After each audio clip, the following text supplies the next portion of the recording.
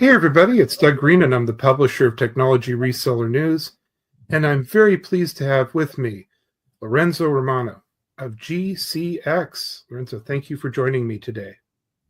Hey Doug, thanks for having me. Well, we're going to be talking about really the new gold mine. The place people are trying to pick your pocket may not be the vault or the safe or things of this kind. It's the data. That's where the gold is. That's where the wealth is. That's where the bad guys are trying to basically pinch and take it away and do other things with it. So we'll be getting into that in just a minute. But Lorenzo, tell me a little bit about GCX. Yeah, absolutely. So GCX Managed Services has been around for about 30 years. We look after mid to large size global enterprises. They entrust us with delivering their underlay solutions, so networking solutions, whether that be a combination of public and private networking, as well as the overlay solutions, whether that's SD-WAN, SASE, interconnections into the cloud environments. That's been more and more adopted over the past few years, and even more so nowadays, and securing that environment on behalf of the customer as well. But what we've seen over the last few years is, in fact, networking and security, the void is getting closed more and more so, because as you said in your opening overview, is that more and more data is being produced by these organizations, by consumers, by users, and this data is becoming more and more valuable, as you called it, the new gold, the gold mine. And this is what the cyber attackers are looking for nowadays. It's less harmful than nicking diamond or picking your pocket. Less chance of probably getting caught because you're a digital nomad somewhere, part of a group. But it has quite a high impact if you're one of those unfortunate organizations to be attacked. And this is really the problem, right? The data, on the one hand, it's sort of a paradox. The enterprise wants to collect the data, is using the data. It's very valuable to them. It allows them to do new things, but it creates an enormous new vulnerability. Yeah, absolutely right. And part of that is, technology continues to evolve. So the hot topic right now, you cannot open a newspaper or read an article where someone somewhere is talking about AI. That's a hot topic right now. And AI is a new data-driven engine that's coming into our lives. It's been around in our lives for a long time already, but it's just becoming more to the forefront. Is how do we use AI to make us more efficient, to allow us to make better informed decisions, not just in businesses, but also in our home life, right? How many times have you spoken into your smart speaker and asked it, how long do I boil an egg for, right? That's AI, right? Giving you the answer, because somewhere in the sphere, someone has put that information in there, so it collects it. But what it means for enterprises, Doug, is that as enterprises are adopting the cloud, they're moving their applications to the cloud. They want that environment to be secure. But these applications no longer are just standalone applications anymore. These applications are interacting with other applications. You could be an SAP cloud user and you could be using Databricks, for example, to support your data management and how you collect, store, unclutter, clean data. So you've got two different applications that can be sat in two very different places interacting. So you need to be able to secure that environment as well. And therefore, there's a lot of data that's been created. I mean, we're talking petabytes and petabytes and petabytes of data. The numbers are just too long for me to give you the actual numbers. But it's grown exponentially because the more data that's being collected, the more data that's feeding the machine, regardless if it's an AI machine or an accounting tool that we use to manage trends in our business or predict trends in our business going forward. It's data and it's valuable. And that's exactly what many of our podcasts have been about over the last few months, especially with the advent of AI, that people basically are saying the data that you're collecting is very valuable. Use it. And yet it also creates a vulnerability. Yeah. And, we've just touched on the vulnerability that organizations have because of having distributed applications. There's another layer of vulnerability is people, users on devices have to access those applications. And, now that we're living in a post-COVID world, we seem to be bedding down as well into a post-COVID world, is you also have a distributed workforce now. Not everyone walks into an office on a Monday and works there to Friday in a secure environment. And pre-COVID, you look at securing that building, that environment. Now it's about, we've got to secure devices, and those devices are connecting via Wi-Fi. That Wi-Fi could be at home, could be an aeroplane, could be in your local coffee shop, right? And the application could be in a cloud environment somewhere else, talking to another application that could be in another cloud environment somewhere else. So you have to ensure that, this is a challenge we set ourselves as a business, because again, as a service provider, our value is how do we continually evolve so we understand the threats and the trends and the curve, and how do we stay slightly above it. So the challenge we set ourselves in COVID was what are going to be the problems we're going to need to fix going forward. And that was it. It was how do we securely connect a device to an application and allow that traffic to be able to seamlessly transport between that device and that application and back again. And at constant points, that data, that traffic is being questioned around where are you going? Do you belong on this part of the network? And do you have the right credentials to go where you're going? And how do you do all those checkpoints without increasing latency, which then could jeopardize the performance of an application or the user experience?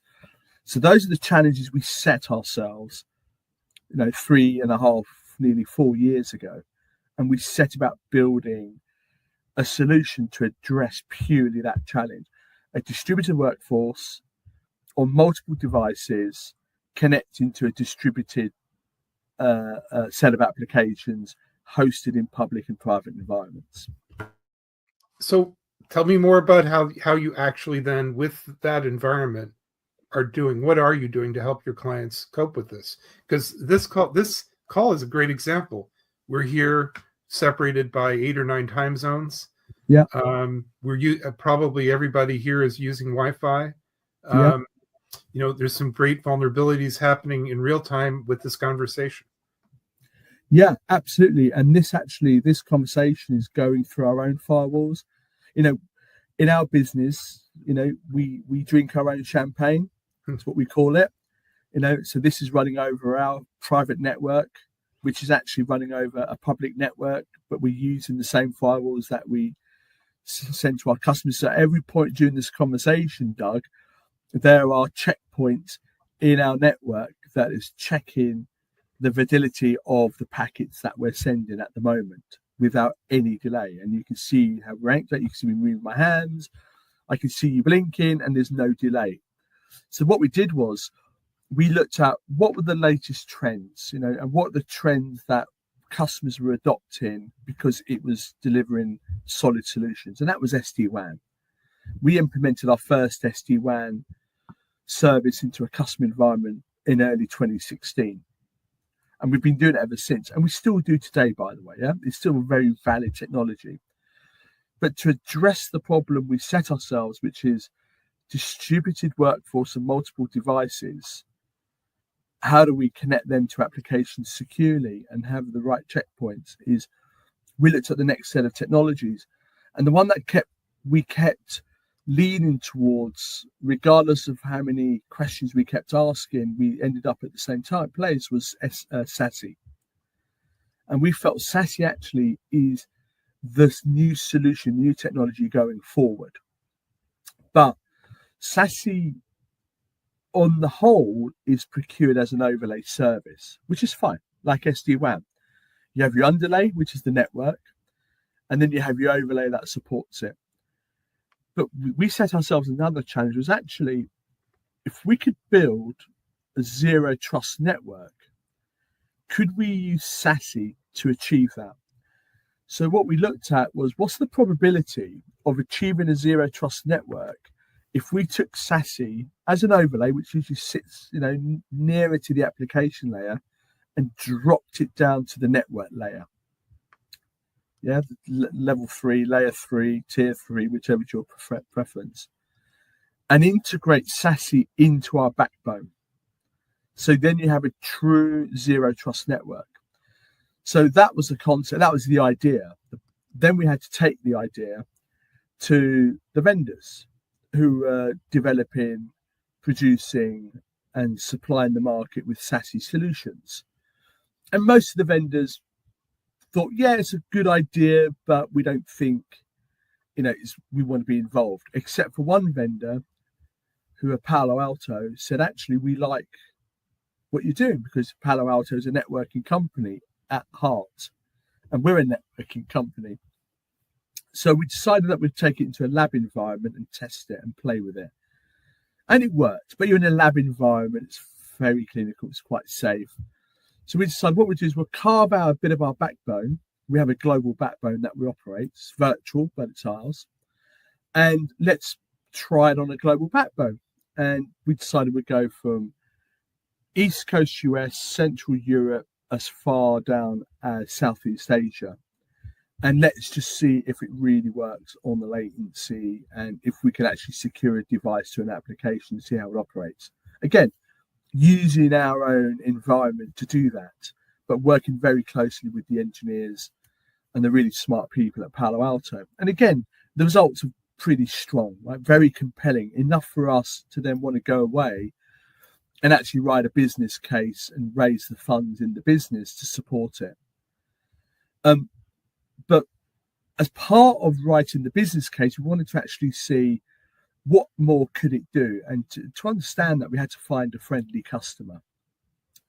And we found a friendly customer who really bought into the idea and the concept and liked what we were trying to achieve here, and decided to test the service. And they were a very traditional SD-WAN user, had a very traditional SD-WAN environment across their global estate. Their applications were in a cloud and private environment, so a good mix there. Some of the services were on public internet types connections. Some of the services were on MPLS connections, mainly because of where the application sat. Also because they wanted to not compromise on the security of the service, so they used MPLS to connect that application to the countries they needed to serve. So we had quite a mixed environment that we had to address, but also to benchmark the performance.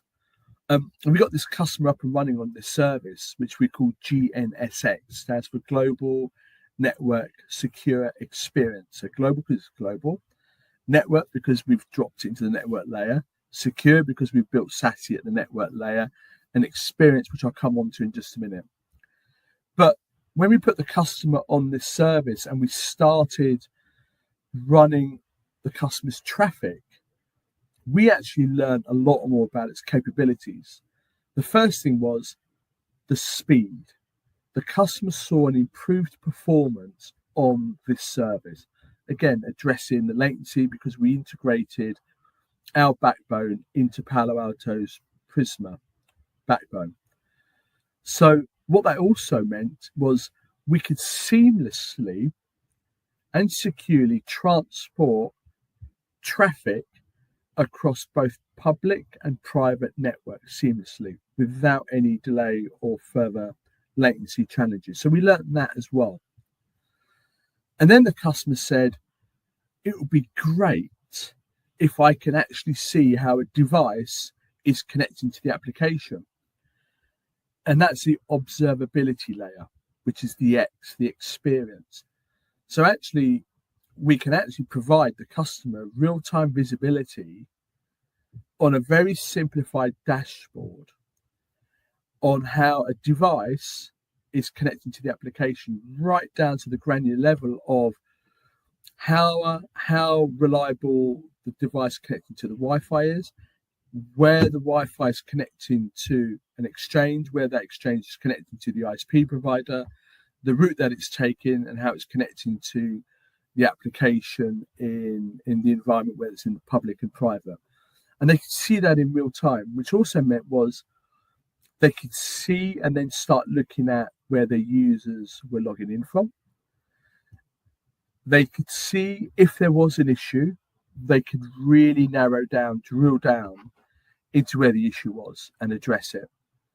But also it helped them with managing their cloud environments to ensure that they had sufficient bandwidth to support the number of concurrent users using that application at certain times of the day or of the month. So it helped them to better manage their network more efficiently. So that's how we addressed it. That's what we built. That's what we tested with the customer. And in summer of 2023, we did a soft launch. And very slowly, we're starting to see more and more customers adopting this service. And it's different. This approach, what I'm hearing, is different than what people are seeing available from other vendors or other resources. Yeah, absolutely. Yeah. I mean, if you speak to a Palo Alto engineer, they will tell you we are the only managed service provider globally that has interconnected our backbone into Palo Alto's backbone, which is called the Prisma server, the Prisma network, which is ultimately their SASE platform. So our backbone is integrated into that, and then it's a subscription-based service as well. So it's very cost efficient. In fact, the friendly customer who supported us and helped us to validate the solution actually never left the service. They stayed on the service. So they were our first customer to adopt it fully. And they removed away from their old environment. They closed down their SD-WAN environment. They shut down their MPLS environment, moved everything onto the public network, and really enjoy a great service. So as well as having a simplified, secure global network on one stack, so they have less vulnerabilities in their environment, and they have that real-time visibility with improved performance, they actually also took 40% of cost out, and this is real 40%, just by swapping technology. And the transition from legacy to this new platform was very, very straightforward as well. And we've got a standard template now that supports it, so we can prepare the customers very easy who are prepared to make that change. So Lorenzo, this is very interesting as we wrap up our podcast today. So what you're saying is that in real world implementation, you were able to actually secure the network, create simplification, create the visibility that makes it easier to know even what's going on. And actually the cost went down. 40% is a lot. That's a measurable discount. Yeah, absolutely. Yeah, especially when you're moving away from legacy services like MPLS, and you move that to public, there's a huge cost saving to be had there. But a customer will only ever make that decision if there are legitimate proof points that the service will work securely when they move away from those legacy services to new underlays. Lorenzo, I want to thank you for joining me today. This is very interesting. The topic is, of course, open-ended, but it's very interesting to discover a way for people to basically cut costs, but achieve the security in a distributed environment, as we've been discussing. I hope we're going to do a follow-up podcast more on this, more on the case study itself, and also on other people. But for now, where can we learn more about GCX? So we have a website, gcxworld.com. So you can find information there. But really, if you want to learn about us, the best thing is come and talk to us. We've got some great people, incredibly knowledgeable, and they love nothing more but to talk about what they do, but even more importantly, understand your challenges and then talk about how we can work together to create solutions. As we close up, as far as availability, these solutions are truly available globally. So wherever you are, you can reach out and you can start talking. Absolutely. Yeah. We are 100% global operator. Lorenzo, I'm looking forward to our next encounter and podcast. But for now, thank you very much indeed for joining me today. Thanks, Doug. I've enjoyed talking to you. Till next time.